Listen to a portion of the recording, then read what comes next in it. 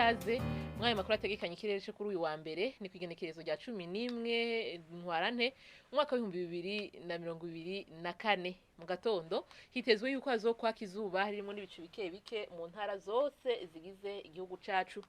Azoba hakanye gusumba handi azoba ari mu ntara ya Gitega hamwe n'Imwaro aho ibipimo by'ubushuhe vyaho bizaba bigera kuri °C 14. Ku muhingamo naho hitezwe yuko azogwa imvura hongera hacemwo n'ibihe vy'izuba mu ntara ya Cibitoke, Ibubanza, Ibujumbura, Imuramvya, mu Rumonge hamwe n'Imakamba. Imwaro n'Ibururi hazogwa imvura nkenke. Ibi ahazoba hari ikirere kirimo ibicu vyinshi azoba ari mu ntara ya Kayanza, Ingozi hamwe n'Igitega. Ahasigaye hakazokwaka izuba harimo n'ibicu bike bike.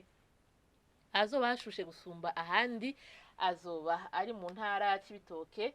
Ibipimo by'ubushuhe vyaho bizoba bigera kuri °C 32. Ejo mu gatondo hatekanijwe yuko izuba rizoseruka igihe cy'isaha 12:08 rirenge igihe cy'isaha 12:16 z'umugoroba.